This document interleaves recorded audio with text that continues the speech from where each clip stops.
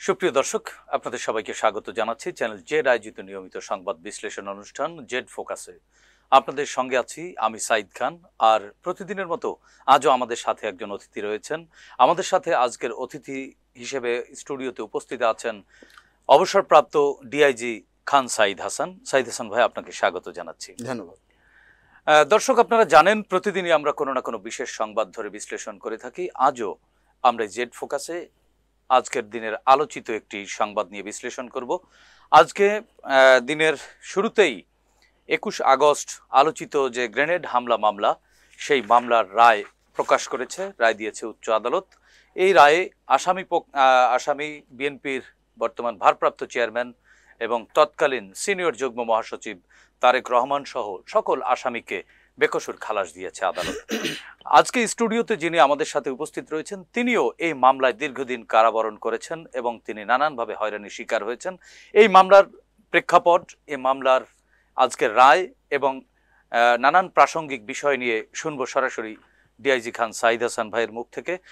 সাইদ হাসান ভাই, সেদিন আসলে কি ঘটেছিল এবং এই মামলাটি আসলে যেভাবে এক প্রকার রাজনৈতিক উদ্দেশ্য প্রণোদিতভাবেই করা হয়েছে বলে আজকে আমরা যেটি জানতে পারলাম হাইকোর্টের রায়ে, আপনি তো এই মামলায় একজন অপরাধ না করেও অপরাধী হিসেবে দীর্ঘদিন কারা ভোগ করলেন। আসলে বাস্তবতা কি ছিল এবং আজকের এই রায় কেমন হলো? ডেফিনেটলি অনেকদিন পর ধন্যবাদ আপনাকে এবং আপনার মাধ্যমে দর্শক শ্রোতা যারা দেখছেন তাদের সকলকে। এটা তো আমরা যে বলি যে রাজনৈতিক দৃষ্টিভঙ্গিতে হলে যে বদমাইশি করতে হবে, ক্রিমিনাল অফেন্স করতে হবে, এমন তো কথা না। তো এইটা মূলত আমাদের গত সরকার, যেটা আওয়ামী লীগের সময় ছিল, তারা এটা সূত্রপাত করেছিল। তো এটা তো অ্যাকচুয়ালি ঘটনা বলতে গেলে আপনি যদি সময় যেহেতু অনেক কম, বেশি মানে ডিটেল বলা যাবে, ডিটেল বলতে পারলে আর ভালো হতো দর্শক শ্রোতাদের জন্য। তো এটা তো ছিল একটা সাজানো ঘটনা এবং যারা করেছে তারাই এটাকে তারাই বাদী হয়েছে, তারাই ক্ষতিগ্রস্ত বলে দেখিয়েছে, আপনার ঘটনা ঘটিয়েছে তারাই। আমি কেন বলছি কথাটা, আমাদের কাছে ধরেন আজ থেকে 20 বছর আগের ঘটনা, আপনি মৌখিক সাক্ষী, অন্য সাক্ষী এগুলো আপনি পাবেন না, বা এখন যদি আপনি উপস্থাপনও করেন তবু বলবে যে ঠিক আছে আন্ডার ইনফ্লুয়েন্স তারা বলছে। কিন্তু যে জিনিসটা কখনোই মিথ্যা কথা বলেন, that is a document, papers, এগুলো দিয়ে আমরা যদি পর্যালোচনা করি তাহলে বোঝা যাবে যে আমি যদি কিছু কতগুলো মানে জাস্ট পয়েন্ট দিয়ে দিই, এবং এটার জন্য আপনাকে লয়ারও হইতে হবে না, একদম খুবই কমনার্স হিসাবে আপনি বলতে পারবেন। যে প্রথম কথা হলো যে 17, যদিও আমি আরেকটু বলে নেই, ঘটনাটা বিবি এভিনিউতে ঘটেছিল, যদিও এটার সাথে আমার দায়িত্বের কোনো অন্তর্ভুক্তি ছিল না, বিকজ এটা ছিল ইস্ট ডিভিশনে। তখন তো 4টা ডিভিশন ছিল ডিএমপিতে, এর মধ্যে ইস্ট ডিভিশনের ঘটনা ছিল, আমি ছিলাম সাউথ ডিভিশনের ডেপুটি কমিশনার পুলিশ। তো যে জন্য আমি খুব বেশি কনসার্ন না হলেও পরবর্তীতে যখন আমাকে আসামি করা হয় বা আমাকে যখন ওই বিভিন্ন হয়, তখন আমি এই পেপারসগুলো আমি অন্য জায়গা থেকে মানে সংশ্লিষ্টদের কাছে সংগ্রহ করে, আর আপনার মধ্যে একটা খেয়াল আছে, জাস্টিস জয়নাল আবেদিনের একটা কমিশন হয়েছিল, সেই সময় আমাকে ডেকেছিল আমার মানে সাক্ষী হিসাবে।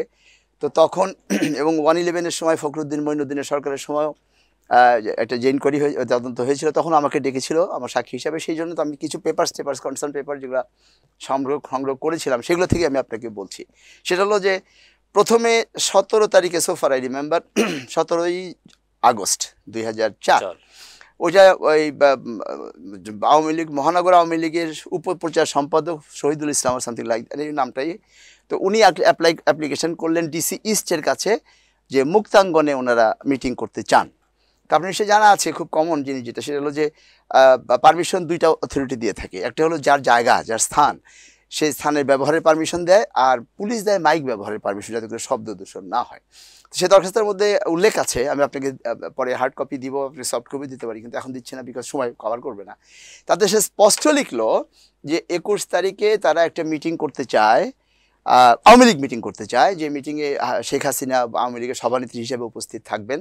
এটা বলে যে আমরা অলরেডি যেহেতু মুক্তাঙ্গনের যে প্লেসটা, ওই যে জিপিও এবং সেক্রেটারিয়েটের মাঝখানে ফাঁকা জায়গা, রাইট, তখন ফাঁকা ছিল, এখন বোধহয় ফাঁকা নেই, এখন বোধহয় কি ব্যস্ত হয়ে গেছে।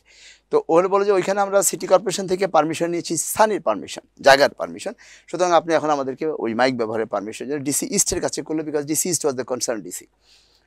এই ও 17, 18 অথবা 19 তারিখে একদম লিখিত পারমিশন দিয়ে দিল। এই যে কিছু টার্মস অ্যান্ড কন্ডিশন থাকে, 15টা পয়েন্টস বোধ হয়, সেই 15টা পয়েন্টস এই করতে পারবেন, এই করতে পারবেন না, দিয়ে তাকে দিয়ে দিল, পারমিশনটা দিয়ে দিল। এরপরে আপনার জানা আছে আপনাদের পুলিশের সাথে যেহেতু ক্রাইম রিপোর্ট 24 ঘন্টা আগে থেকে কিন্তু ওখানে আমাদের ডেপ্লয়মেন্ট হয়ে যায়, যেহেতু যদিও সিকিউরিটি মেজার্স। এক্স্যাক্টলি, যদিও শেখ হাসিনা ওই সময় বিরোধী নেত্রী হিসাবে তার স্ট্যাটাস ছিল মিনিস্টার, ক্যাবিনেট মিনিস্টার হিসাবে, বাট ইয়ের দেন অন্যান্য ক্যাবিনেট মিনিস্টার চাইতে তাকে নেক্সট টু প্রাইম মিনিস্টার হিসেবে ওইভাবে তখন পর্যন্ত এই কালচারটা তো ছিল। উনি সংসদীয় বিরোধী নেত্রী, সেই হিসাবে তার অলমোস্ট ভিভিআইপি সিকিউরিটির মতোই তাকে দেওয়া হতো। তো সেই জন্য তার 24 ঘন্টা আগের থেকেই ওই মুক্তাঙ্গনের যে প্লেসটা আপনার 0 পয়েন্ট থেকে শুরু করে ওইখানে নেসেসারি পুলিশ অ্যারেঞ্জমেন্ট যা যা করা দরকার, যে আগে অল অ্যারেঞ্জমেন্টস ওয়ার টেকেন। হঠাৎ করে 21 তারিখে যখন মিটিং হবে, এমনি মিটিং টাইমের ভেন্যু টাইমে 3 ঘন্টা আগে হলে ইউনিফর্ম পুলিশের ডেপ্লয়মেন্টটা হয়।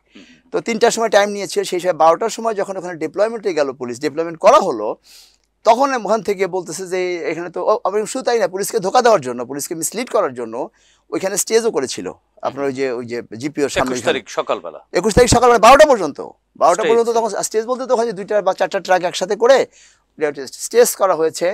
তারপরে সেখানে আপনার মানে যাতে করে পুলিশ সমস্ত কিছু কনসেন্ট্রেশনটা এইদিকেই থাকে। 12:30 1টার দিকে সোফার আই রিমেম্বার ওখানে যে ডিউটিরত অফিসার, সে ওটা তো মতিঝিল থানার মধ্যে ছিল, দিদেন মতিঝিল, তারপরে তো পল্টন হয়েছে আর কি। তো ও মতিঝিল থানার ওসিকে বলতেছে যে স্যার এখানে তো স্টেজে সব কিছু করা আছে কিন্তু লোকজন তো বেশি আসতেছে না। তো তখন ইয়ে থেকে তখন ওসি বলছে ঠিক আছে আমি আসছি, তুমি দেখো কি অবস্থা।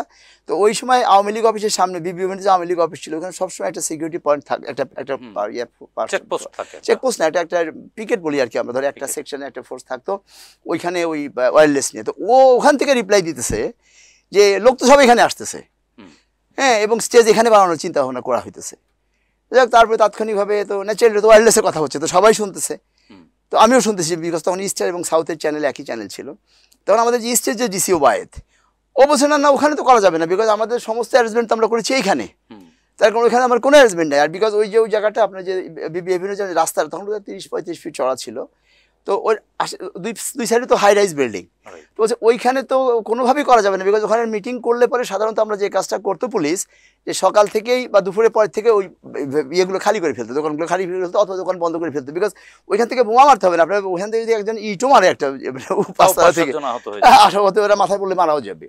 তো তখন ওয়্যারলেসে বলতেছে যে মানে ওয়াইড মানে ডিসি সাউথ ইস্ট, যে না এখন মিটিং করতে দেওয়া যাবে না, যদি ওরা মিটিং মুক্তাঙ্গনে করে তাহলে হবে, আর না হলে হবে না, পরে মিটিং পরে ভেন্যু চেঞ্জ করে, মানে পুলিশ তার সিকিউরিটির জন্য যা করার তাই করবে, স্বাভাবিক। তো যাই হোক, তখন আমার ওই যে আমাদের কমিশনার সাহেব ছিলেন, মানে যিনি সবরুদা সাহেব, যাকে আমরা আসামি করা হয়েছে, উনি তখন ছিলেন, উনি তখন আমেরিকাতে একটা ট্রেনিংয়ে বা একটা সেমিনার অ্যাটেন্ড করতে গেছে, 4 ডেজ সেমিনার।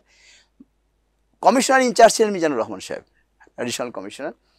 উনি দেখলো ওয়্যারলেসে ইন্টারসেপ্ট করলো, না ঠিক আছে, ওয়াইদকে বলতেছে ডিসি সাউথের কল সাইন ওটা বোধ হয় আলফা 14 আর 12 ছিল, যাই হোক, না ওদেরকে মিটিং করতে দাও, কারণ এখন এটা মিটিং করতে না দিলে একটা ঝামেলা হবে, হবে, ওটা মিটিং করুক। ওবায়দ আবার অপোজ করলো যে না স্যার এখানে করতে দেওয়া ঠিক হবে না, বিকজ এখানে আমাদের কোনো রকম সিকিউরিটি অ্যারেঞ্জমেন্ট নাই। তখন উনি বললেন ঠিক আছে এইখান থেকে ফোর্সটাকে ডিপ্লয় যেটা আছে ওখান থেকে পাশেই তো ওখানে নিয়ে ইয়ে করো, কিন্তু ইট ইজ ইম্পসিবল।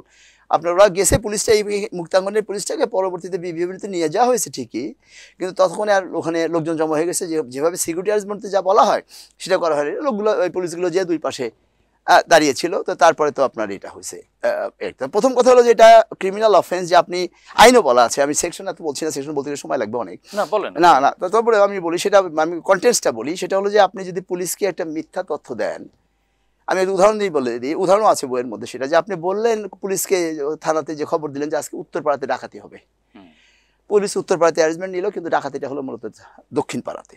তো এখন সেইটাতে যদি আপনি জড়িত থাকেন বা না থাকেন, আপনাকে ধরে নেওয়া হবে যে আপনি পুলিশকে মিসলিড করে পরিকল্পনার অংশ, এক্স্যাক্টলি, হ্যাঁ, আপনি সহায়তা। তার মানে এটা ইজিলি ওই যে শহীদুল ইসলাম যে ছিলেন উপপ্রচার সম্পাদক, যিনি অ্যাপ্লাই করেছেন, উনি পারমিশন নিলেন, এখানে উনি চেঞ্জ করলেন, উনি কাউকে বললেন না। আর আরেকটা জিনিস, এটা খুব সঙ্গতভাবে পিপল পারসেপশন যেটা হতেই পারে, যে ওই মিটিংয়ের চিফ গেস্ট হওয়ার কথা ছিল শেখ হাসিনার সভাপতি আওয়ামী লীগ, তো তার কনসেন্ট ছাড়া কি ভেন্যু চেঞ্জ হয়েছে? প্রশ্নই আসে না। আর শেখ হাসিনা তো এর আগেও উনি একবার প্রাইম মিনিস্টার ছিলেন 2096 থেকে 2001 পর্যন্ত, কাজে হ্যাঁ সমস্ত কিছু জানা, ভ্রষ্টাচার জানে, সমস্ত কিছু জানে।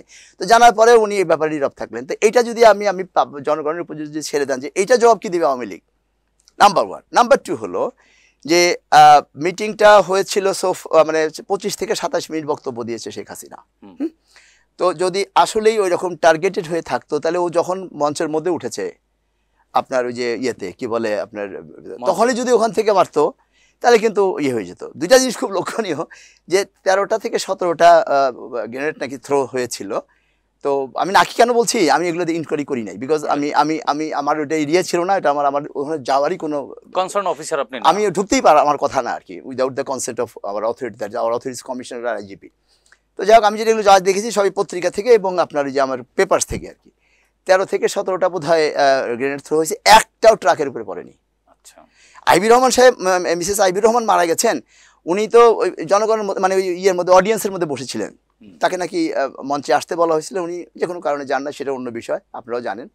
তো উনি যার জন্য উনি ওখানে থাকাতে উনি মারা গেছেন। আদারওয়াইজ মঞ্চের উপরে যদি আসলে হাসিনাকে মারার টার্গেট থাকতো, একটা গ্রেনেড ওয়াজ গুড এনাফ, ওই ওখানে যারা যারা ছিলেন, যে আপনার অন্যান্য সেন্ট্রাল নেতা সব মরতে ইয়ে করতে পারতেন। কখন পড়েছে, উনি 47 মিনিট যা 27 মিনিট অথবা বক্তব্যের পরে যখন জয় বাংলা জয় বঙ্গবন্ধু বলেছেন, সাধারণত প্র্যাকটিসটা ছিল হলো যে জয় বাংলা জয় বঙ্গবন্ধু বলার পরেই উনি নেমে গাড়িতে উঠে যেতেন। ওটা মার্সিডিজ গাড়ি ছিল, ইয়ে আপনার বুলেট প্রুফ, এবং এটা একদম স্টেজের সামনেই থাকতো। তো যারাই বোমটা থ্রো করেছে তাদের কথা ছিল যে উনি জয় বাংলা মানে জয় বাংলা বঙ্গবন্ধু বলা মানে হলো শেষ করে ফেললেন, এবং ওই মিটিংয়ের অডিয়েন্স ভেঙে যাওয়ার আগে উনি তাড়াতাড়ি করে গাড়িতে উঠে বের হয়ে চলে যেতেন, যাতে করে ওই রাস্তা জামের মধ্যে না পড়ে। তো সেই হিসাবে ওনার জয় বাংলা জয় বঙ্গবন্ধু বলার পরে 3 থেকে 5 মিনিটের মধ্যে ওনার গাড়িতে উঠে চলে যাওয়ার কথা। এবং চলে যদি নাও পারতেন, যদি গাড়ির মধ্যে থাকতেন, বুলেট প্রুফ গাড়ি ছিল, এই সমস্ত বোমার স্প্রিন্টার টিটা তার কিছু হওয়ার কথা না। কিন্তু কেন উনি ওঠেননি, সেটা হলো যুগান্তর পত্রিকা, আপনার নাম জানতেন যে গোর্কি, ফটোগ্রাফার গোর্কি ছিল না যুগান্তরে। তো ও তখন যখন শেষে যখন হাসিনা নামবে, তখন বলছে আপা আপনার খুব ভালো লাগতেছে আজকে। তো ভালো লাগছে বলে ন্যাচারালি তখন তো তাহলে মানে উনি তো যে কোনো তখন উনি দাঁড়িয়ে গেছে ছবি তোলার জন্য, আপনার একটা ছবি নিব। তো ন্যাচারালি তখন উনি যখন দাঁড়িয়ে গেছেন, তখন তার পাশে অন্যান্য যারা নেতৃবৃন্দ ছিল তারা দাঁড়াইছে আর কি ছবি তোলার জন্য। এই ছবি তুলতে যে আপনার 3 থেকে 5 মিনিট সময় লেগে গেছে, যার ফলে কিন্তু আপনি ওনার বক্তব্য শেষ করার 5 মিনিট পর থেকে বোমা থ্রো হয়েছে আর কি। তো এটা একটা জিনিস, যেখানে তাহলে যদি তাকে মারারই উদ্দেশ্য থাকতো, উনি যখন উঠছে 25 মিনিট ধরে উনি স্টেজে ছিলেন এক্স্যাক্টলি এবং একটা 13টা মারা দরকার ছিল, একটাই হয়ে যেত। That second question to the people, বা যারা আমার দর্শক শ্রোতার উদ্দেশ্যে ওনারা নিজেই খুঁজে বের করেন। থার্ড হলো যে আপনাকে বলা পরে পেপারে দেখছেন, প্রথম আলোতে এখনো ইয়ে আছে, আপনি পাবেন যে ওই গুলি হয়েছে, এরপরে গুলি হয়েছে, সেই গুলিতে ওনার বডিগার্ড মাহবুব, সার্জেন্ট মাহবুব, যে কুষ্টিয়াতে ছিলেন, বাড়ির ছেলেটা, হি ওয়াজ কিল্ড। আসলে চার্জশিট বলেন, পত্রপত্রিকা বলেন, কোথাও কোনো গুলি, সমস্ত কিছু কোনো গ্রেনেডের কথাই হয়েছে, গুলি কোথাও হয়নি এটা বলে, চার্জশিটও বলা নেই যে গুলি করে মারা গেছে। মাহবুবকে কে মারলো, এটা আনার্থ হয়েছে। এবং তারা তখন বলেছিলেন যে ওই গুলিতে ওই গাড়ির চাকা ফ্ল্যাট হয়ে গেছে, পাংচার হয়ে গেছে, এবং এই ফ্ল্যাট টায়ার নিয়ে উনি বিভিন্ন থেকে সুধা সদন পর্যন্ত গেছেন। ওটা ছিল আগস্ট মাস তো প্রচণ্ড গরম থাকে, রাস্তার অবস্থা, তো ফ্ল্যাট টায়ার নিয়ে ওরকম একটা হেভি গাড়ি চলা সম্ভব বিবি এভিনিউ থেকে ইয়া পর্যন্ত সুধা সমুদ্রে যেতে পারে কিনা, দ্যাট ইজ আর একটা কোশ্চেন। যদিও পরে মার্সিডিজ ওই সময় একটা জিনিস ছিল যে ওই এফবিআই একটা টিম আসছিল অন্য কাজে, ওরা তো জানে না যে এটা হবে, অন্য একটা কাজে আসছিল। তো ওই সময় ম্যাডাম বা prime minister madam Khaleda Zia, ওদেরকে উনি রিকোয়েস্ট করিয়েছিলেন যে যেহেতু আপনারা আসছেন, এরকম একটা সিরিয়াস ঘটনা ঘটেছে, আপনার আর বলছে গাড়ি টায়ারও পাংচার হয়ে গেছে, আর ওখানে যেহেতু বিরোধী নেত্রী আছে, আপনারা যদি একটু যে তার সাথে কথা বলবেন বা দেখেন। অ্যান্ড দে ওয়েন্ট অ্যাকর্ডিংলি, তারা কিছু কিন্তু সুদর্শন তাদেরকে ঢুকতে দেওয়া হয়নি, এফবিআই টিমটাকে ঢুকতে দেওয়া হয়নি। হ্যাঁ, একই দিনে, হ্যাঁ, একটা পরের দিন 22 তারিখে ধরেন, ইমিডিয়েট পরের দিন আর কি। তো এখন কথাবার্তা ঢুকতে দেয়নি, ঢুকতে পারা যেত। এখন ততদিন তো মামলা হয়েছে, ফোর্স না, এটা লফুলি, আপনি মামলার ইনভেস্টিগেটিং অফিসার, উনি তদন্তের স্বার্থে যে কোনো জায়গায় ঢুকতে পারেন, এটাই আইনের প্রভিশন। তারপরেও যখন ঢুকতে দেয় নাই, ওয়েল, তখন তো একটা রেসপেক্টফুল ছিল, মানে আমাদের ম্যাডামের তো হাসিনা আর ম্যাডামের মধ্যে তো ডিফারেন্সটা হলো যে উনি তো ওনাকে রেসপেক্ট করতেন। তো সেই জন্য বলছে ঠিক আছে, যেহেতু উনি যেহেতু মেন্টালিটি প্রেসড আছেন, আর দরকার চলে আসো। তাহলে এই যে 4টা পয়েন্ট, আপনি প্রথম হলো পারমিশন নিলে এক জায়গায়, আপনি নিয়ে গেলেন আরেক জায়গায়। তারপরে বোম থ্রো হলো 27 মিনিটের মধ্যে, একটা থ্রো বোমও ইয়ে হলো না। এবং আপনি জানেন যে 4 তলা বা 5 তলা থেকে বোম থ্রো গেলে একদম কারণ মাথাতেও মারা সম্ভব, হ্যাঁ, টার্গেট করে মারা এক্স্যাক্টলি। 4টা ট্রাক, মঞ্চটা একবারে ছোট ছিল না, তাহলে সেখানে কোনো বোমা পড়লো না। থার্ড হলো যে উনি ক্লেম করলেন যে তার গাড়ির চাকা পাংচার হয়ে গেছে, যেতে পারেন নাই, এবং তার বডিগার্ডকে গুলি করে মারা হয়েছে। এটা যখন এফবিআই টিম ওই দিন তারপর দিন যেতে হলো, তাকে ডিনাই করলো। তো এই 3টা জিনিস যদি খুবই প্রিলিমিনারি যদি চিন্তা করেন। পরের দিন কি মামলা হয়েছিল বা ওই দিন কোনো মামলা হয়েছিল? আচ্ছা, মামলার ব্যাপারে যেটা হয়েছিল সেটা হলো যে এটা সবই তো যেহেতু প্ল্যান করা ছিল, প্রথমে জলিল সাহেব তখন দিদেন মারা গেছেন ভদ্রলোক, ওই যে সেক্রেটারি জেনারেল ছিলেন, আওয়ামী লীগের সাধারণ হ্যাঁ, সম্পাদক উনি দলবল নিয়ে রমনা থানায় গেলেন। আচ্ছা, ওরা কিন্তু খুব ভালো করে জানেন যে ওই এরিয়াটা হলো মতিঝিল থানা। এক্স্যাক্টলি, এটা কোনো কারণই নাই। তারপরে গেলেন জাস্ট সাথে কিছু সাংবাদিকও নিয়ে গেলেন, জাস্ট এটা ফোকাস করার জন্য যে না এটা দেখো আমরা মামলা দিতে গেলাম, মামলা নিলাম না। না, উনি তাহলে মতিঝিল থানায় কি গিয়েছিলেন? পরে আমরা যখন বলেছি যে এটা মামলা, এটা তো রমনা থানার ব্যাপার, আপনি মতিঝিল যান, ততক্ষণে উনি প্রেস কনফারেন্স করে মানে প্রেস ব্রিফ করে তারপরে উনি ওখানে গেছেন।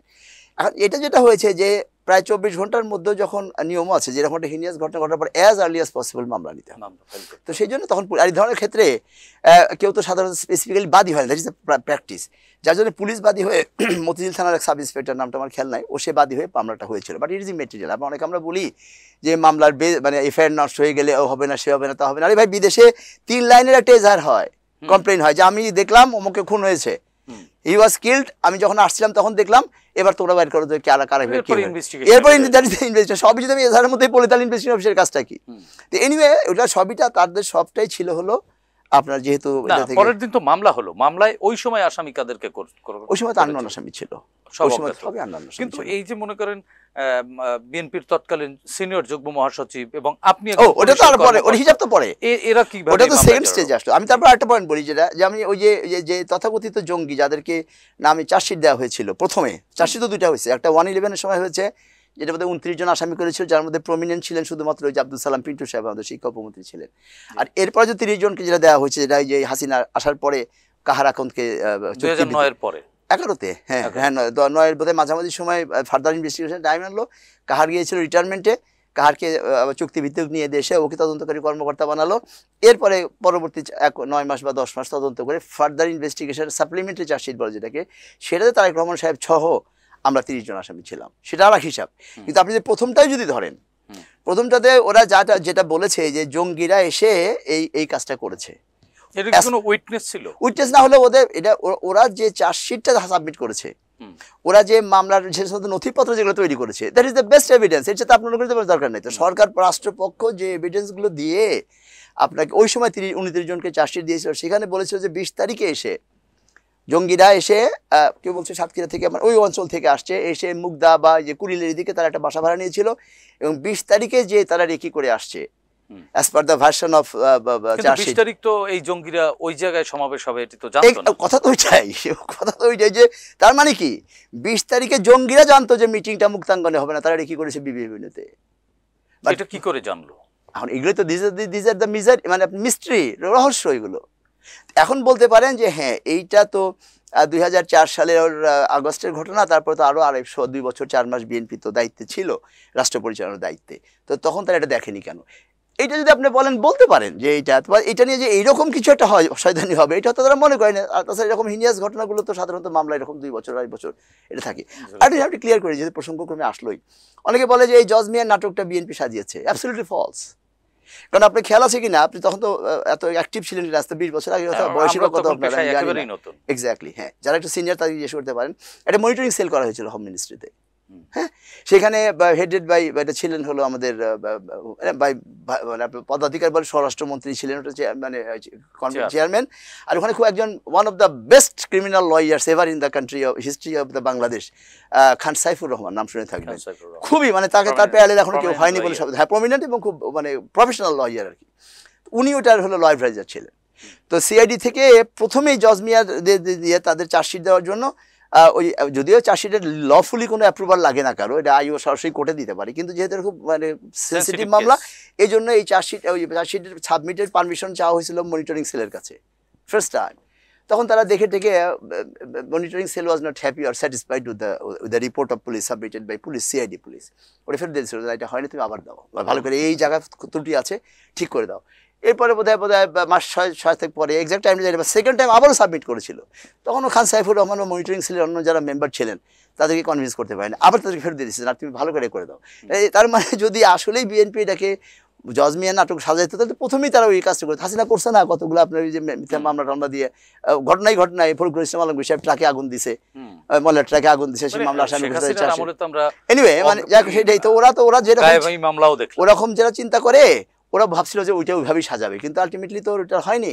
আমি যেটা বলতে চাচ্ছি যে ওইটাও কিন্তু ঠিক না যে জজ মিয়া নাটক পুলিশ বিএনপি সাজিয়েছিল। কারণ বিএনপি যদি আসলে ইচ্ছা থাকতো কোনো খারাপ কিছু, তাহলে আপনি ওই 2 বছর 4 মাসের মধ্যে ডিসপোজ অফ করে দিয়ে আসতে এই পারতেন। মামলার রায়ও দিয়ে দিতে পারতেন। ইয়াস, মন গড়া রায়, হ্যাঁ তাদের ইচ্ছা মতো রায় দিতে পারতো। তো কাজে এই যে আমি কথাগুলো বললাম যে এইটা যা আমার দর্শক শ্রোতারাই শুনে আপনারা তারাই একটু অ্যানালাইসিস করুক যে এটার মধ্যে আমি যা কথা বললাম এটার মধ্যে কোনো মৌখিক মানে সাক্ষ্য শুরুতেই তো গলদ রয়ে গেছে এই ডকুমেন্টেশন ঘটনার। দিয়েই তারা প্রমাণ মানে করতে হবে। পৃথিবীতে হয়তো অনেক ঘটনা ঘটে আছে এরকম, যারা খুব এক্সপার্ট লোকজন যে ঘটনাগুলো ঘটায় আনার্থ হয় না একদম। আপনি ওই যে আমেরিকারও এরকম ঘটনা আছে, ওই যে আপনার ওয়াটার গেট কেলেঙ্কারি, মুক্ত মুখাবি যাবে, এগুলো আনার্থ হয়নি, একদম সুনির্দিষ্ট মানে আপনার সাক্ষ্য প্রমাণ দিয়ে প্রমাণ করা যায় না যে কাজটা সাইড করেছে বা এই কাজটা এক্স করেছে। কিন্তু এই ঘটনার পারিপার্শ্বিকতা, ঘটনার আগের ঘটনা, ঘটনার পরের ঘটনা, ঘটনার বেনিফিশিয়ারি কারা, এটা থেকে কারা লাভবান হয়েছে, কারা ক্ষতিগ্রস্ত হয়েছে, এগুলো অ্যানালাইসিস করে একটা কনক্লুশনে ডেভেলপ যাওয়া যায়। সেক্ষেত্রে মনে করেন আপনাদের সহ যারা, আপনারা তো প্রশাসনের ঊর্ধ্বতন কর্মকর্তা এবং রাজনৈতিক নেতাদেরকে কখন জড়ানো হলো এবং এর পেছনে উদ্দেশ্য কি ছিল? আপনি তো নিজেও একজন পুলিশের কর্মকর্তা, ঊর্ধ্বতন কর্মকর্তা ছিলেন, কি উদ্দেশ্য থাকতে পারে বলে আপনার মনে হয়? থাকতে পারে বলে না, মনে করার কিছু নাই, যেটা ঘটছে সেটাই বলি। সেটা হলো যে ইউ আন্ডারস্ট্যান্ড যে আপনার তারেক রহমান সাহেব সহ অন্যান্য যে সমস্ত পলিটিক্যাল লোকদেরকে বলা হয়েছে যে মানে ইনক্লুড করা হয়েছে, তাদের বিরুদ্ধে কোনো সাক্ষী নাই, একমাত্র মুফতি হান্নানের 2nd or 3rd এডিশন 164, সেখানে বলা হয়েছে কোনো একটা সময়, এবং I will be surprise to know যে একটা ক্রিমিনাল কনস্পিরেসি হয়েছে হাওয়া ভবনে বলা হয়েছে, কিন্তু কয় তারিখে তা বলা হয়নি। অগাস্টের আগের মাস কি জুলাই মাসের কোনো এক সময় সেখানে বসে মিটিং হয়েছে, সেই মিটিং অমুক অমুক অমুক, এরকম একটা হিস্ট্রিক্যাল ঘটনা যদি ঘটে সেটা তো ডেট তারিখ আমৃত্যু মানুষের শুধু মনে তাই রাখবার না, কথা। আপনার ক্রিমিনাল অফেন্সের ক্ষেত্রে কাউকে পানিশমেন্ট দেওয়ার ক্ষেত্রে বলা আছে শব্দটা যে all evidence should be out of shadow of doubt হতে হবে, শুধু ডাউট না, ডাউটের শ্যাডো যদি থাকে, হ্যাঁ, তাহলে সেটাও থাকতে পারবে না, যদি থাকে তাহলে এটা তাদেরকে অ্যাকসেপ্ট করা যাবে না। হোয়ারাজ সে কোনো একদিন এটা হয়েছে, এরকম একটা দিয়ে এই যে আমাদের যে ব্রিগেডিয়ার হারুন সাহেব তো আমাদের রহিম সাহেব তো মারাই গেলেন, আমি তো একসাথে ছিলাম 3.5 বছর জেলে ওনার সাথে। তারপরে যে অন্যান্য যে সমস্ত কর্মকর্তা যাদের ছিল, তারপরে যে আমাদের অন্যান্য মন্ত্রীরা সবাই হাওয়া ভবনে বসে কনস্পিরেসি করেছে, ওর যে কথাটা ডেট মেনশন করা নাই। কারণ কি এটা করেনি কেন, যে হয়তো দেখা গেল যে ওই তারিখে যদি তারিখ দিয়ে দিত, দেখা যেত সবাই হয়তো ব্রিগেডিয়ার রহিম সাহেব তো ডিজিএনএসআই তখন উনি তো দেশেই নাই, হয়তো বাইরে গেছে, অথবা এই মুখগুলো ওই ডেটে এক জায়গায় করা অসম্ভব ছিল, এই জন্য ডেট দেয়। তারপরে মজার ব্যাপার হচ্ছে এটার প্রেক্ষিত, এটার এই ধরনের সাক্ষ্য প্রমাণের উপরেই আপনার কনভিশন, যেটা আমাদের আজকে রায়, আমার ছেলেটা তো কোর্টে ছিল, আমি আজকে যাই নাই মানে ইয়ের জন্য, আমার ছেলেটা তো যে লয়ার ও ছিল, ওই আমাকে বললো যে আব্বু কোর্টের মেইন ইয়েটা হলো যে এটার কোনো স্পেসিফিক সাক্ষী, ক্রিমিনাল অফেন্স প্রমাণ করার মতো কোনো স্পেসিফিক সাক্ষী নাই, শুধুমাত্র পিপল পারসেপশনের উপর ভিত্তি করে রায় দেওয়া হয়েছে, হুইচ ইজ ভেরি, এটা কোনোভাবে হতে পারে, যেন পুরো চার্জশিটটা এবং পুরো রায়টাই বাতিল করে দিয়েছে পুরোটা। আচ্ছা, রায় বাতিলের মাধ্যমে এই মামলা কি বাতিল হয়ে গেল? এই মামলার সঠিক তদন্ত করে তো বিচার হওয়া উচিত। এটা এখন আমরা করব। এই যে আমার কথা চিন্তা করেন, আমার 2011 সালের 25শে জুন তারিখ থেকে যখন আমি জানতে পারলাম, আমাকে বলা হলো সিআইডি থেকে যে তোমার বিরুদ্ধে চার্জশিট হচ্ছে, তো তারপরে চার্জশিট 3rd জুলাই 2011-তে সাবমিট হলো, তখন থেকে আমি অ্যাবসকন্ড, বিকজ আমার উপর রাগ ছিল ওদের বেশি। আমাকে ওই যে তদন্তকারী কর্মকর্তা তো ছিল কাহার, হ্যাঁ, আর কাহারকে সাহায্য করে, মানে তার অ্যাসিস্ট্যান্ট হিসাবে ছিল যে 111-এর সময় যে চার্জশিট, মানে মামলা চার্জশিট দিয়েছে এসপি ফজলু, এই দুজন ছিল অফিসিয়ালি ইনভলভ। আর ওই যে ডাইরেক্টর এনএসআই ছিল তখন শফিকুল্লাহ, সম্ভবত 73 ব্যাচের আর কি, শফিকুল্লাহ, হ্যাঁ। তো সেও আমাকে ডেকে নিয়ে গেলো, ডেকে নিয়ে আমাকে বললো যে এরকম তোমাকে একটা সাক্ষী দিতে হবে, ইউনো, আমি আর তো ডিটেল না বলি, তো সাক্ষী দিতে হবে একজনের বিরুদ্ধে, এই কথা বলতে হবে। তা আমি বললাম যে আমি কীভাবে সাক্ষী দিব, মানে আমি এটা ছিল যে তোমাকে বলতে হবে, যেহেতু আমার সিনিয়র তো আমাকে তুমি বলতেন উনি, তো বলে তোমাকে বলতে হবে যে 20 তারিখে একজন তোমাকে ফোন করেছিল, ফোন করে বলেছে ওখানে ফোর্স ডিপ্লয় না করতে আমাকে। আপনি তো ওই কনসার্ন জোনের DC. Exactly, that is said to him. I told him যে ভাই স্যার আমি এটা কীভাবে বলতে পারি, বিকজ এটা তো আমার এরিয়াই না, নাম্বার 1। নাম্বার 2, এটা যদি আমি বলি তো তাহলে যখন মালভরা ট্রায়ালে যাবে তখন ডিফেন্সের লয়ার শুধু বলবে who are you to deploy the force over there, number 1। তখন আর আমি যদি প্রকারান্তরে স্বীকার করি নি যে ওই ব্যক্তি আমাকে রাতের বেলা ফোন করে, আগের দিন রাতে ফোন করেছিল, সে আমার অফিসিয়াল অথরিটি না, আমার অফিসিয়াল অথরিটি আমার আইজি, কমিশনার এবং হোম মিনিস্টারের বেস্ট। উনি তো কোনো ইয়েতে ছিলেন না, আপনার কোনো রাষ্ট্র পরিচালনার দায়িত্বে ছিলেন না, কারণ ওনার সাথে আমার কোনো কথা বলার কথা না, তাহলে সেক্ষেত্রে আমি কনস্পিরেসির পার্ট হয়ে যাবো। ঠিক আছে, আমার that very statement will be good enough to hang me in the rope, তো কাজে পারবো না। রাখো মিয়া, মানে ওর তো ওইরকম একটা হাফ এডুকেটেড লোক, তো এই সমস্ত লোকগুলো ছিল এয়ারফোর্সের বোধহয় এয়ারম্যান নাকি, সেখান থেকে তো যে তোফাইল ব্যাচে ঢুকছিল আপনার 73-তে, সেই ইয়েতে আইজিটা, মানে এসপিডি আইজিটি এই যে হয়েছে আর কি, লেখাপড়া তো জানে না, মানে সে নিজে মনে করতো। তারপর বলছে না না না, এগুলো কি মামলা টামলা ট্রায়াল হবে নাকি, তোমার কথা আপাও জানে যে তোমার সাথে ওনার, আমি যার বিরুদ্ধে যার কথা বলছি তার সাথে তোমার খুব জানাশোনা, তুমি এসপি বগুড়া ছিলা, তোমাদের মধ্যে আন্ডারস্ট্যান্ডিং আছে, দিস অ্যান্ড দ্যাট, তোমার কথা আপা বিশ্বাস করবে। মানে ওই সময়টা পর্যন্ত ওদের ইয়েটা ছিল টু মেক দেয়ার আপা হ্যাপি, বিকজ শফিকুল্লাহ সাহেব সোফার আমি জানতে পারছিলাম যে ও তখন ডাইরেক্টর NSI, তো he was aspirant to be the director general of NSI, তো আপাকে খুশি করতে পারলে তো হতে পারতো, এই কারণে নাকি তার ইয়েটা ছিল, বাট যা করছে। না সেক্ষেত্রে আপনাদেরকে মামলায় জড়ানো, আমাকে জড়িয়েছে ওইটা যে আমি যেহেতু সাক্ষী দিলাম না, ও সাক্ষী আমি করতে না পেরে আমাকে জড়ালো, আর আমি সাক্ষী মিথ্যা সাক্ষী আপনাকে যখন সাক্ষী দিতে বলা হলো এক ধরনের চাপ ক্রিয়েট করা হলো, সেই চাপগুলো কেমন ছিল? রেখে নিয়ে গেছে আমার সাথে আমার ফ্রেন্ড, আমার বিরাজ, আমি যাকার যেতে সাহস পাইনি ওর কাছে, ও তো অনেক আজে বাজে কিলিং এর সাথে তার সম্পৃক্ততা আছে বলে আমার ছাত্র জীবন থেকে জানতাম। ওই যে আপনার মনে আছে ওই যে ট্রাক চাপা দিয়ে যে আমাদের দিকে ছেলেকে মারলো, ছাত্রের ইয়ে নামটা ঠিক মনে করতে পারছি না, ওই যে এরশাদ সাহেবের ইয়ের সময় চানখারপুলে ট্রাক চাপা দিয়ে দিলে ছেলেকে মারলো। তারপরে যে আমাদের এই যে বেনে যে টঙ্গিতে একটা অ্যাসাসিনেশন হলো, ওই যে আসানুল্লাহ মাস্টার, এক্স্যাক্টলি ওরকম সময় আর কি। তো এগুলোর সাথে তার সম্পৃক্ততা ছিল এবং he is a very devil একটা আর কি। তো সেই জন্য আমাকে যখন NSI অফিসে ডাকলে, এবং NSI ডাকার ইখতিয়ারও কিন্তু তার নাই, আমাকে ডাকলে হাত ডাকতে পারে ইনভেস্টিগেটিং অফিসার হিসেবে, তার NSI চিফকে কেন মানে NSI ডাইরেক্টর, ওই যে চিফ না তখন তো ডাইরেক্টর চিফ বোধহয় NSI DG ছিল বোধহয়, কি যেন নামটা জানি খেয়াল নাই, কিন্তু ও ছিল তখন, শফিকুল্লাহ ছিল তখন ডাইরেক্টর ইন্টেরিয়র আর ইন্টারনাল সামথিং লাইক দ্যাট। ওই যে একটু বেশি, যেহেতু তার ব্যাকগ্রাউন্ড পুলিশ 73 ব্যাচের, আর 73 ব্যাচ মানে তো ওরা মনে করতো যে তারাই হলো তোফাইল ব্যাচ, যেহেতু সেই তো তারা আওয়ামী লীগের ওয়েল উইশার। এবং পরে আমি জানতে পারছি যে ওই 21 আগস্টের ঘটনার সময় নাকি শফিকুল্লাহ এবং আর তার আর কিছু এই মামলায় আসলে সাইদ ভাই সাক্ষী হিসেবে কাদেরকে দেখালো, দেখিয়েছিল? সাক্ষী তো আপনাদের বিরুদ্ধে যে রায় দিল, মেইনলি সাক্ষী ওই যে অনেক গভর্নমেন্ট অফিসিয়ালরা তো ভয় সাক্ষী দিয়েছে, যেমন যে আমি অ্যাডিশনাল কমিশনার সাহেবের কথা বললাম, মিজানুর রহমান, যার আদেশে এই মিটিংটা হলো, যদি মিটিংটা বন্ধ করে দেয় তাহলে কিন্তু আর কিছু হয় না, তাদের কিছু বলাও ছিল না, কিন্তু উনি যে কোনো কারণেই হোক ভয় পেয়েছে, হয়তো আবার আওয়ামী লীগ ভাঙচুর করবে, করতেছে, সে ছিল মেইন সাক্ষী। সেই কিন্তু আমাদের বিরুদ্ধে একটা, আমার ওবায়দের বিরুদ্ধে উনি একটা সাক্ষী ছিলেন। তারপরে সময় DFI ছিলেন জেনারেল রুমি, উনি সাক্ষী দিয়েছেন। তারপরে ওই সময় অ্যাডিশনাল DG র্যাব ছিলেন যিনি, অ্যাডিশনাল CID ছিলেন যিনি, তারপরে যে বোম ডিসপোজালের যিনি চেয়ারম্যান ছিলেন একজন মেজর জেনারেল, মানে অলমোস্ট সব ধরনের এরা আপনাদের বিরুদ্ধে সাক্ষী, ওই যে ওই ঘটনার সাক্ষী দিয়েছে, মানে যে সাক্ষীগুলো দিয়েছে যাতে করে ঘটনাটা যে বিএনপি ঘটিয়েছে, হ্যাঁ, এইটা প্রমাণ করা যায় না। আর আমাদের বিরুদ্ধে যে 4 জন, মানে আমাদের তো 8 জনের বিরুদ্ধে সাজা দিয়েছিল, তার মধ্যে 3 জন IG, আমি DIG 1, 4 আর 2 জন SP আর 2 জন ASP, এর মধ্যে ভাগ করা ছিল। যেমন IG পুলিশ কমিশনার আশরাফুল হুদা সাহেব যদি উনি সময় দেশেই ছিলেন না, আর আমি, এই 3 জনের ছিল হলো যে আমরা অ্যাডিকুয়েট, আর ওবায়দ, আমরা DC east, DC south, DC east commissioner এবং IG, এই 4 জনের বিরুদ্ধে এলিগেশন, IG সৌদুল হক, এই 4 জনের বিরুদ্ধে এলিগেশন ছিল হলো যে আমরা অ্যাডিকুয়েট পুলিশি অ্যারেঞ্জমেন্ট করি নাই, হ্যাঁ, যার জন্য আমরা কর্তব্য অবহেলা করেছি, কর্তব্য অবহেলার মাধ্যমে আমরা আসামি, তাই জন্য আসামিরা বেনিফিট পেয়ে গেছে।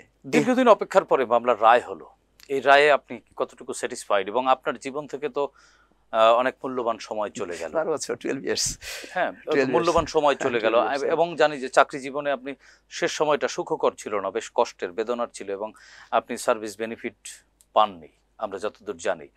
তো এখন আপনার প্রত্যাশা কি? রায় তো আপনার পক্ষেই আসলো, আপনাকে তো খালাস দিয়ে দিল, তা আপনি তো দণ্ড খেটে বেরোলেন, এখন তাহলে এটার বিরুদ্ধে আপনি কোনো ব্যবস্থা নেবেন কিনা? ওই যে একটা সিনেমা ছিল সবার উপরে, আমি অনেকে কোট করি, এটা বোধহয় পাহাড়ি সান্যাল বোধহয় ওটাতেই ছিলেন, তো ওনাকে ওরকম জেল দেওয়া হয়েছিল, 12 বছর পরে উনি মুক্তি পান, খালাস পায়, তখন চিৎকার করে বলছে যে আমার খালাস দরকার নেই, আমার 12 বছর ফেরত দিয়ে দাও। আপনি কি সেটা সে ধরনের কোনো আমি নিজে যতকে ব্রিলিয়ান্ট মনে করি না, বাট 7 BCS 85-এ I stood first in police cadre, এবং কম্বাইন্ড মেরিট লিস্টে আমি 3rd ছিলাম। আপনি তো IGP হতে পারতেন। সবাই তাই বলতো। আমি যখন সারদা যখন ট্রেনিং করি তখন আমার প্রিন্সিপাল আমাকে ফিউচার IG বলতেন। আমাদের যে নুরুল হুদা সাহেব খুব মানে ইন্টেলেকচুয়াল IG, উনি আমাকে ডাকতেন, উনি আমার খুব ভালো ইংরেজি বলতেন, সুন্দর সুন্দর, IG আন্ডার কনস্ট্রাকশন, এরকম বিভিন্ন নামে বিশেষায়িত হতাম। তো এটা তো 2009 সালে হাসিনা আসার পরেই আসলো, বোধহয় 9 মার্চে বোধহয়, সম্ভবত ফেব্রুয়ারিতে চার্জ দেওয়ার পরে, 9 মার্চ, হ্যাঁ, চার্জ দিল। তারপরে সাথে সাথে আমাদেরকে OSD করার কথা, তো না করি, তখন বিডিআর পিলখানায় যে এটাই হলো, যার ফলে একটু প্রলম্বিত হলো, বলে আমাকে 9 মার্চ OSD করলো। আমার অপরাধ একটাই, আমি বগুড়াতে SP ছিলাম 2003 সালে, তো যেহেতু আমি বগুড়ার এসপি, কাজে আমাকে ধরেই নেওয়া হলো আপনি বিএনপি পরিবার। বিএনপি পরিবারের। আর ছাত্র জীবনে অবশ্যই ছাত্রলীগ করা হয়নি কখনো। ইলেকশনে ডাকসুতে ভোটটা ওই বিএনপি প্যানেল, হ্যাঁ ছাত্র দলের প্যানেলকে দিতাম। এটা যদি আমার না, কিন্তু আপনার যে এই অমীমাংসিত যে দীর্ঘ সময়, 2009 সালে যখন আমাকে ওএসডি করা হলো, আমি তো লোয়ার মিডল ক্লাস ফ্যামিলির। আমার বাবা লিবারেশনারি, he was killed by Pakistani army, সেই হিসেবে শহীদ পরিবারও ছিলাম আর কি। তো I was the only earning member. আমাকে যখন 2009 সালে ওএসডি করা হলো, আমার ছেলে মেয়েগুলো তখন খুবই ছোটো ছোটো, নাবালক। আমার wife just absolutely house wife. তখন থেকে মিজারিটা শুরু হলো। এবার তারপরেও বাস চলতেছিলাম 9 থেকে 11 সাল চার্জশিট হওয়ার আগ পর্যন্ত। চার্জশিট দেওয়ার পরে তো প্রায় 8.5 বছর অ্যাবসকন থাকলাম, বিকজ আমার উপর খুব রাগ ছিল যে তখন তো ওই যে হোম মিনিস্টার বলতো না যে এর আসামে নিজেরাই পালায় থাকে, পালায় থেকে বলে যে গুম করা হয়েছে। আমি জানতাম যে আমি যদি আমাকে যদি ধরতে পারি তাহলে পরে আমাকে আর কোর্টে প্রডিউস করবে না, আমাকে ওই গুম নাই করে ফেলবে। এই ভয়ে আমি আসলে স্যারেন্ডার করি। যদি আমাদের পুলিশের বাকি 6 জন স্যারেন্ডার করেছিলেন, একই ভয়ে উবায়দ আমার সাথে ছিল, একসাথে আমরা স্যারেন্ডার করি নাই। তো 8.5 বছর ফিউজিটিভ লাইফ ছিল, পলাতক জীবন।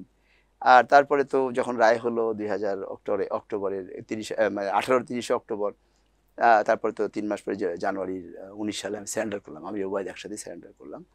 তো 4 বছরের জেল, 3.5 বছর মধ্যে থাকতে হলো যে মিশন দিয়ে। আমাদের তো by virtue of our position আমরা কিন্তু আমরা দুজনেই পাওয়ার কথা, কি আপনার ডিভিশন পাওয়ার কথা। ডিভিশন তো দেওয়াই হয়নি আমাকে, বরং আমার সাথে আমার সেলের মধ্যে দুজন দেওয়ার হুকুম হয়েছিল, মাদক সেবী। তার মধ্যে ভুলের করে আমি একজনকে রাখছিলাম আর কি। তো এগুলো হয়েছে জীবনে। তো এটা এখন প্রায় বলবে না কি বলবো, তবে একটা জিনিস হলো আল্লাহ আমাকে হেল্প করছে। আল্লাহ হেল্প করছে কেন, না হলে আমি তো ওই সময় যারা এগুলোর পিছনে যারা আমার সহকর্মী যারা ছিলেন, এডিশনাল আইজি সিআইডি ছিলেন মোখলেস, আমারই ব্যাচমেট। বেঞ্জির ছিল তখন পুলিশ কমিশনার। তারপরে অন্যান্য শহীদ ছিল তখন বোধহয় এডিশনাল আইজি অ্যাডমিন যে শহীদুল হক। তো এরা আমাকে এই যে বিপদে ফেলেছিল, তাতে করে আমার ধ্বংস হয়ে যাওয়ার কথা, আল্লাহর মতো হই নাই, বরঞ্চ হইও নাই। ওদের চাইতে এখন ভালোই আছে, ছেলে মেয়ে 3টাও মোটামুটি। ওদের ছেলে মেয়ে যেটা আল্লাহ ভালো হয়ে গেছে, ভালোই মানুষ হয়েছে একটা। এখন আপনার আজকের রায়ের পরে আপনার নতুন করে কোনো প্রত্যাশা আছে কিনা? বা প্রত্যাশা হলো, আপনি তো নির্দোষ হয়েও জেল খাটলেন, চাকরি হারালেন। আমি একা না, অনেকেই, সবগুলো সবাই যতজন আছে। আমি এর কি বিহিত হওয়া উচিত কিনা, এর একটা ন্যায় বিচার হওয়া উচিত কিনা? আংশিক বিচার হয়েছে মামলার, কিন্তু ন্যায় বিচার এখনই বলা যাবে ন্যায় বিচার না, ন্যায় বিচার হবে। আমি মনে করি যারা এর সাথে জড়িত সম্পৃক্ত, এদেরকে আইনের আওতায় এনে আইন মোতাবেক যারা যেমন মিথ্যা সাক্ষী সৃষ্টি করা অপরাধ, তারপরে সেই মিথ্যা সাক্ষীর সৃষ্টির কারণে যদি কারো ওই শাস্তি কার্যকর হয়ে যায়, তাহলে যে মিথ্যা সাক্ষী সৃষ্টি করার জন্য যে মানে ওই মিথ্যা সাক্ষীর ওই মিথ্যা ঘটনার জন্য যে অপরাধ, সেই অপরাধ তারও হবে। মুফতি হান্নানকে ফাঁসি দিয়ে দেওয়া হয়েছে, আলী হাসান মুজাহিদ সাহেবকে ফাঁসি দিয়ে দেওয়া হয়েছে। তো কাজে কাহার, শহীদুল্লাহ, ফজলু, এর সাথে আরও যারা সম্পৃক্ত আছে, ডেফিনেটলি আপনার নিয়ম অনুযায়ী আপনার ওই IG, home minister, prime minister পর্যন্ত সবাই যাবে। এবং এরা ইতিমধ্যেই ফাঁসির অপরাধ করে ফেলেছে। এখন শুধু একটা আইনি পদক্ষেপ নেওয়ার চিন্তা করছেন?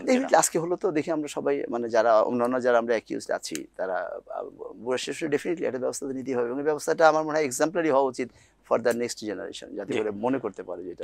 ধন্যবাদ খান সাঈদ হাসান ভাই। প্রিয় দর্শক, আমরাও প্রত্যাশা করি 21 আগস্ট গ্রেনেড হামলা একটি ঘৃণ্য ঘটনা, ঘৃণ্য চক্রান্ত, যে চক্রান্তের জাল বুনে বিরোধী রাজনৈতিক দলগুলোকে, বিশেষ করে 2009 পরবর্তী বিরোধী রাজনৈতিক দলগুলোকে নিশ্চিহ্ন করবার এবং সরকারের ওই সময় যারা পটেনশিয়াল অফিসার ছিলেন তাদেরকে ধ্বংস করবার যে হীন কৌশল ফ্যাসিস্ট শেখ হাসিনা করেছিল, নিশ্চয়ই এই মামলার আংশিক বিচার হয়েছে। যারা খালাস পেয়েছে তারা ন্যায় বিচার পেয়েছে, কিন্তু ন্যায় বিচার প্রতিষ্ঠিত তখনই হবে যারা এর পেছনে জড়িত, কুশীলব হিসেবে কাজ করেছে এবং আইনকে রাজনৈতিক হাতিয়ার হিসেবে ব্যবহারের চক্রান্ত করেছে। নিশ্চয়ই তারা আইনের ফাঁক গলে বেরিয়ে যাবে না। বর্তমান সরকার এবং ভবিষ্যতে যে রাজনৈতিক সরকার আসবে, তারা সবগুলো মামলার ন্যায় বিচার প্রতিষ্ঠা করবে, সেই প্রত্যাশা ব্যক্ত করে আজকের মতোই শেষ করছি। প্রিয় দর্শক, ভালো থাকবেন, সুস্থ থাকবেন, চ্যানেল জেডের সঙ্গেই থাকুন। আল্লাহ হাফেজ।